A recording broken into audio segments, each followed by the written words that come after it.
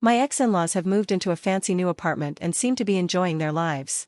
One morning, my ex-father-in-law, Gary, snapped at me for no reason. "Why didn't you see your husband off to work? What's wrong with you?" he demanded. "I had an important work call. I didn't have time," I explained.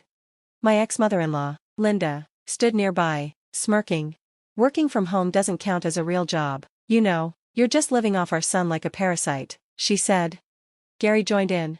"Our son works hard at his office and makes more than you. You should be grateful to him and stop being such a lousy wife." Their words were too much. I finally spoke up. "Why do my in-laws, who live in my house rent-free, think they can talk to me like this?" When I said, "I can't respect my husband anymore," Linda gasped like I'd insulted the queen. "I can't believe this. Someone who talks like that isn't part of our family. You should leave," she shouted. Gary quickly backed her up. "That's right, we'll stay here with our son, you go. We'll even pay $300 in rent." I couldn't believe what I was hearing. $300? For this place? Are you kidding me? But honestly, I was so done with their nonsense. "Fine, I'll leave," I said calmly. At that moment, I knew I was finished with them. "My name is Emma Carter. I'm 30 years old and work from home as a graphic designer. I earn a good living, enough to support myself. My ex-husband, Ryan, works a regular office job, and we were married for 3 years. In the early days of our marriage, Ryan would help with housework if I asked, but he'd brag to his friends, 'Chores are a woman's job,' but I pitch in sometimes." I didn't realize how arrogant he was until after we got married. We used to live in a small, affordable apartment. One day, there was a water leak from the unit above us, and some of our furniture got ruined. After a long back and forth with the landlord, we got a small payout and decided to move. "Emma, what about this place?" Ryan said one day, showing me a listing for a designer apartment near the train station. The rent was $3,000, more than double what we were paying before. "I'd rather save for the future," I said, unsure.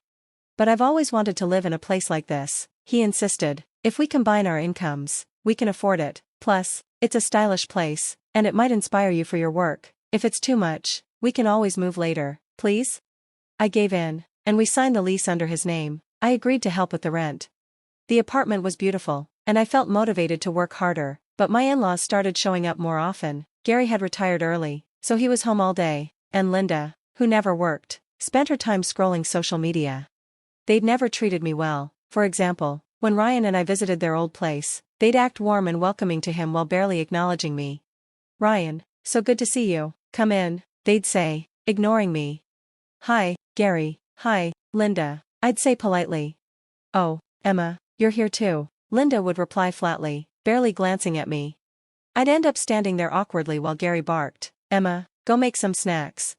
It would usually be daytime, but Gary acted like it was happy hour. Linda would sit there taking selfies with Ryan for her social media, paying no attention. She was obsessed with posting photos of fancy clothes and jewelry, though I later learned most of it was rented from a luxury service. I made the snacks, but of course, Gary had to complain. "This is tasteless," he said. Linda smirked. Poor Ryan, stuck with such a useless wife. Ryan, sitting nearby, said nothing. As usual, he always put his parents first. I thought moving closer to them might help, but instead, they just got worse. At some point, I stopped trying to please them. A month after we moved into the apartment, and just before our wedding anniversary, something shocking happened. I had bought ingredients to make a nice dinner for a small celebration. As Ryan and I were about to toast, the front door suddenly opened. In walked Gary and Linda without even ringing the doorbell. Gary? Linda?" I said, startled. "Today's your wedding anniversary, right? That's why we're here," they said, all smiles. I couldn't believe it when Ryan welcomed them in happily. I was still trying to figure out what was going on when I noticed the large bags they were carrying. "Wait, what's going on, and why are you bringing all those bags?" I asked, confused. Linda looked around the apartment with a dreamy expression. "This designer apartment is amazing. It's like a dream come true," she gushed. Then Gary added, "Didn't Ryan tell you? We gave up our old apartment. All our stuff will be delivered here tomorrow. From now on, you'll be taking care of us like a good wife should." "What?" I turned to Ryan, completely shocked. Ryan scratched the back of his head. "Well, their lease was up, and since we have extra rooms, I thought it would be nice for all of us to live together." Linda gave me an annoyed look. "What's with that face? Do you have a problem with us moving in?" she asked sharply. "Yeah, why are you upset? We're family," Gary said, backing her up. From that day on, I was forced to live with my in-laws. My life became a nightmare. Gary acted like I was his personal servant, constantly ordering me around. He made me run errands, do extra chores, and even threw dirty laundry at me once. Linda, on the other hand, treated our home like it was hers. She used my clothes, shoes, and even some of my personal things without asking. On top of that, she kept posting pictures of our apartment on her social media, making it look like she owned the place. Anytime I tried to stand up for myself, they belittled me. One evening, completely drained, I confronted Ryan. Ryan, your parents treat me horribly. I can't keep living like this, I said, hoping he'd understand. Ryan just shrugged. Don't take it so seriously, it's not a big deal, he said dismissively. I was beyond frustrated. Not only were my in-laws making my life miserable, but Ryan wasn't supporting me at all. Then, one day, Ryan came home early from work on a random weekday. He looked annoyed. What's wrong? I asked. My boss told me I'm being transferred to a retail store, he muttered. A transfer? Isn't that a good chance for you? I said, trying to stay positive. I couldn't believe what Ryan told me. No, I'm not okay with this, I said, confused and upset. I told them it had to be some kind of joke, Ryan said, loosening his tie as he collapsed onto the sofa. So, I got mad and quit the company. What? I was stunned. You quit your job? What about the rent for this place? Ryan shrugged. Your income is almost $10,000 a month, right? That's plenty to cover everything, rent, bills, food, he said like it was no big deal. Are you serious? I asked, furious. Just don't tell mom and dad, okay? He said casually. I don't want to stress them out. I'll find another job soon, don't worry about it. I couldn't believe his attitude, but I didn't know how to walk away from him, yet. From that day on, I ended up paying all the bills and rent for 4 people, on top of doing all the housework. Every morning, Ryan would leave the house in a suit, pretending to his parents that he still had a job. At first, I thought he was out looking for work, but after a while, I started to doubt it. One day, I followed him. I was shocked to find him at a gambling parlor, using his unemployment benefits to play cards. We had a huge fight, but instead of apologizing, Ryan became even colder and more sarcastic. He'd make comments like, "Oh, look who's too busy with work to be a real wife." One morning, Ryan sat at the dining table with his newspaper, acting like a king. I had worked late the night before and was rushing around to get breakfast ready for him and his parents, Gary and Linda. As I washed the dishes, Linda frowned at her plate. "Emma, this fried egg is too hard," she said in a snippy tone. "What? I cooked it the way I always do," I replied. "I only eat soft-boiled fried eggs," Gary said gruffly. "Make it again, now." Before I could respond, my phone rang. It was an important client call, so I stepped aside to answer it. Ryan, clearly annoyed that I was busy, clicked his tongue in irritation, gave me a cold look, and left the house without eating. When I hung up, Gary and Linda were standing in front of me, arms crossed, glaring. "Is something wrong?" I asked, trying to stay calm. "You need to act like a proper wife," Gary said sternly. "How could you not see Ryan off when he left for work?" "I had a work call, I couldn't," I explained. Linda rolled her eyes. "You know, I've always said working from home doesn't count as a real job. You're just leeching off our son," she said smugly. Gary nodded. "Ryan's income is what really matters. Show him more respect. You're such a useless wife," he added. That was the last straw. "Respect Ryan?" I said, my voice shaking with anger. "Ryan quit his job on a whim and hasn't even tried to find a new one. Meanwhile, I'm the one paying for everything, including the roof over your heads, and you have the nerve to insult me? You're freeloading in my house without paying a single penny." Their faces turned red. "Well, I can't believe this," Linda said, her voice rising. "Someone who talks like that isn't family. If you don't like it, leave."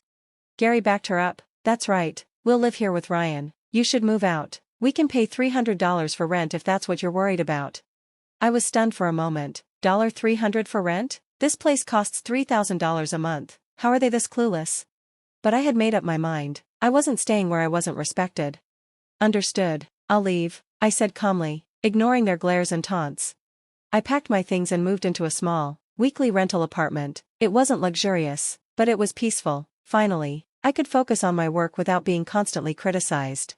A few weeks later, Ryan started calling me over and over. At first, I ignored him, but eventually, I answered. He wanted to meet and talk. I decided it was time to face him, so I agreed.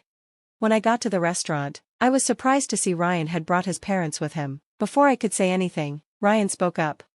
"Emma, what's this about you filing for divorce? I don't agree to it. You can't just divorce me without my permission," he said angrily. I stayed calm and replied, "Oh, So you saw the divorce papers I sent? Ryan's face turned pale, and his parents glared at me like I'd committed some great betrayal. Your parents have been harassing me every single day since they moved in, I said, keeping my voice steady. And you? You never listened to me, not even once. My words seemed to hit Ryan hard. You're divorcing me because of that? He asked, shocked. You think you can just leave like this? I won't let it happen. I don't agree. His parents were just as stunned, but Linda quickly snapped. Ryan, why would you even want to stay with someone like her? Didn't we say we could pay $300 for rent? Isn't that enough? At that, I couldn't stop myself from laughing. $300? That's just the parking fee, I said, pulling out the rent bill from my bag. The actual rent is $3,000. Their faces went pale. $3,000? Linda stammered. Then, how much have you been paying? All of it, I replied firmly. I've been paying for everything, the rent, groceries, utilities, with my income. The same income you both called useless. Linda looked away, clearly embarrassed. We didn't know, she whispered. Ryan buried his face in his hands. I'm sorry, Emma, please come back. I can't do this without you. I looked him dead in the eye. And what about your parents? They've been nothing but cruel to me. Ryan turned to them, desperate. Apologized to her, now. Gary and Linda muttered half-hearted apologies, but I had already made up my mind. It's too late, I said, my voice cold. I'm not coming back. I want a divorce, and I never want to see any of you again. Ryan broke down, but I walked out, leaving him and his parents behind. After that, I finalized the divorce through my lawyer. Ryan didn't get much, most of the assets came to me as alimony, and he was left with almost nothing. I didn't stop there, though. I shared my story online, including everything about how his parents treated me. Linda's social media account was flooded with backlash, and she eventually deleted it. They couldn't afford the $3,000 rent on their own and were forced to leave the apartment. Ryan found a new job, but it paid far less than before, and he couldn't support his parents. Gary had to take a factory job, and Linda, humiliated and without her social media life, barely left the house. As for me, I moved into a beautiful apartment just for myself. Without the constant stress, my career took off even more, and I adopted a sweet little cat that brings me joy every day. My life is finally my own, and I'm ready to move forward, building something positive and peaceful for myself.